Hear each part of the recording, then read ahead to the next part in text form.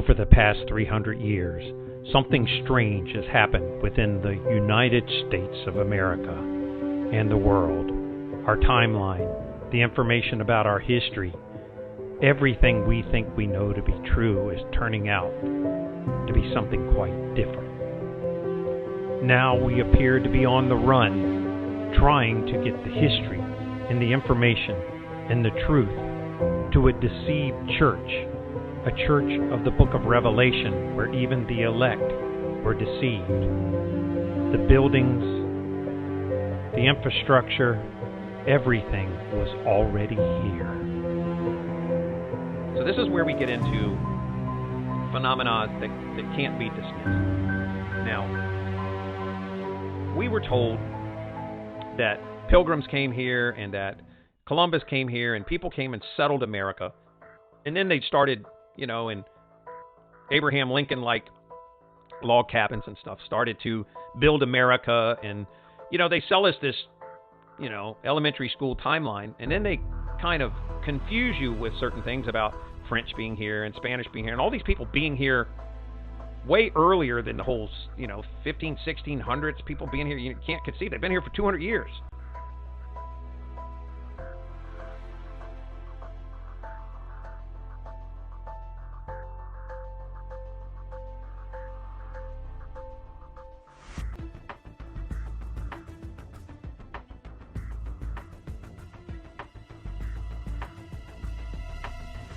Or something. And then there's Indians. And you think there's Indians living in these teepees and, they called them primitives and all of this stuff. And yet there were nations, 50 or 60 major nations of different Indians that lived in all the different areas, what we call states now, but they lived there and had their own territories.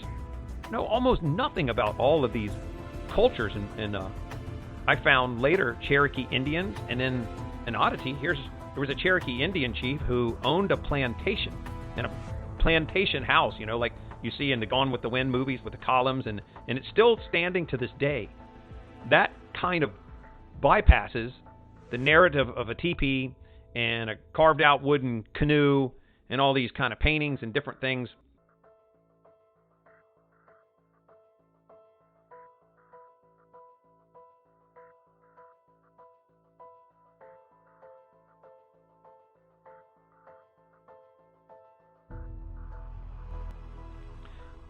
It's kind of an oddity when you have a Cherokee chief living in a plantation house, which we, even are pretty amazed by today, these large houses, and they had a plantation, and they had workers and farms and, and crops. And so this kind of is bypassing all this kind of stuff. I could go into this for hours. It'd be too much. So the narrative that we kind of believe about Indians and stuff, we also don't understand. We'll wipe them all out.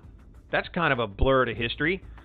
And we do have stories about the cowboy and Indian wars and these sorts of things, but, according to some of these other studies, there were too many people. There was never enough white people who came over here to wipe these tribes out. We're talking millions of people who would have been living across America. No way during those time periods where they just wiped out. No record of mass disease on that kind of scale. And yet they're just gone. And then you do have some Indian stories getting into stuff, the Trail of Tears and Custer's battles and all these kind of things. But that's kind of skipping around. I don't quite believe all of this history anymore.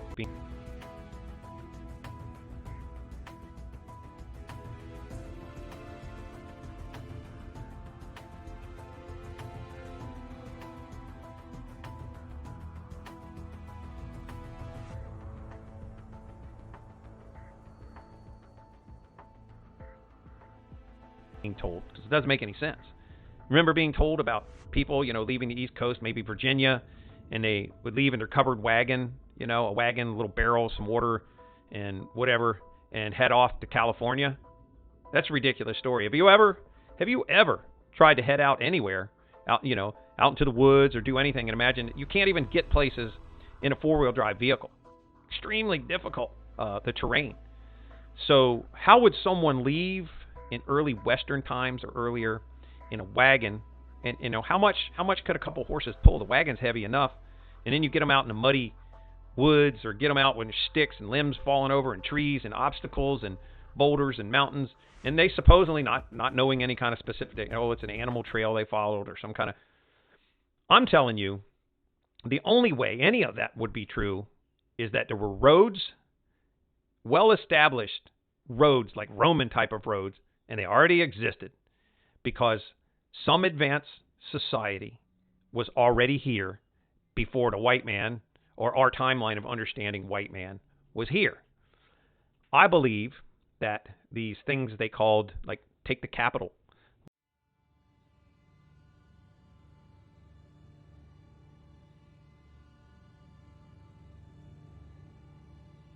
Washington, D.C. I believe that building was already there.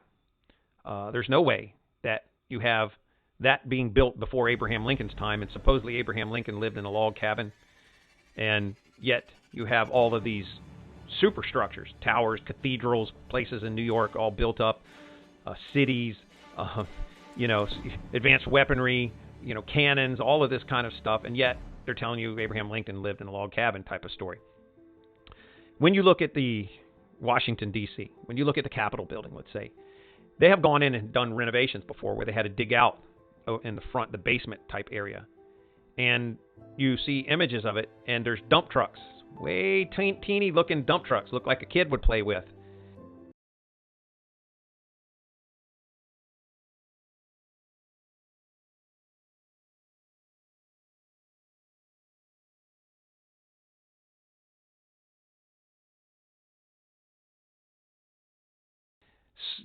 As they've dug out stories and stories, I don't know, 150 feet down maybe, digging away the front of the Capitol building. And they've got excavators and big dump trucks and however many years it took to dig all of that out, renovating underneath. And it's like, whoa, that looks like a whole entire building buried underneath the building that's on top of it. And there's like columns and things. And you're thinking, okay, so in war-torn 1700s, just got done with the British, barely had, supposedly they didn't have boots for some of the soldiers, and they were starving and just barely defeated the British. And yet, after this, miraculously, who knows how, where did all the industry come from? You think they dug out this basement area 150 feet down or more, several blocks covering the White House area with shovels?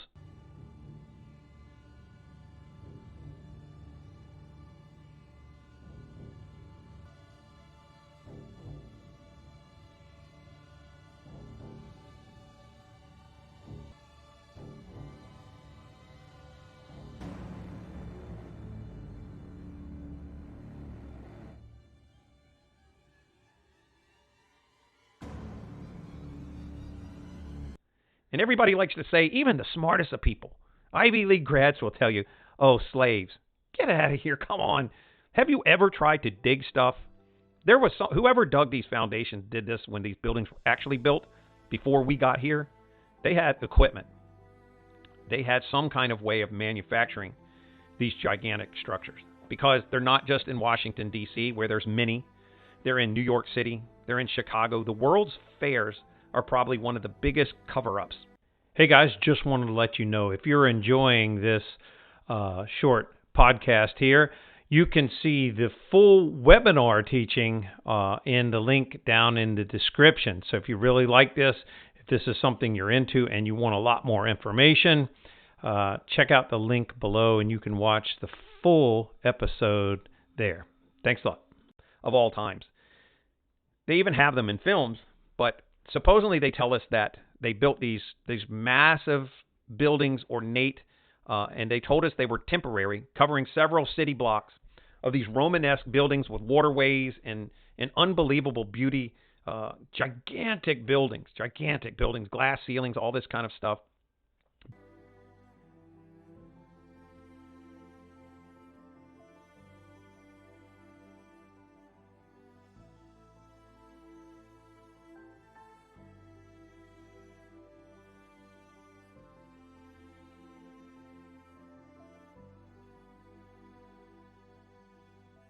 Beautiful paintings inside. They told us they're temporary and that they build them in like a year. Modern architects, engineers, landscape people will tell you that it would have took a team of people over a year, possibly 2 years, just to lay out, just to do the architectural layout for the foundations of these buildings. I was in construction. My grandfather and my father and I were all involved in neighborhood development or construction or rehabilitation of homes or whatever. So I have a basic foundation in understanding that these things were not built in a year, and I don't care how many people you have. They didn't have power tools. They didn't have electricity and equipment to do these things, yet you see images of these buildings all lit up, lights all over them. Whoa, what did they light it with? You know, but did Edison have the light bulb out that long? Hey guys, once again, if you found this super interesting and you'd like to see more, we have a full webinar on this information of how the church was deceived by two major factors that has altered the world and the United States of America especially. Check out the link below. You're going to like it.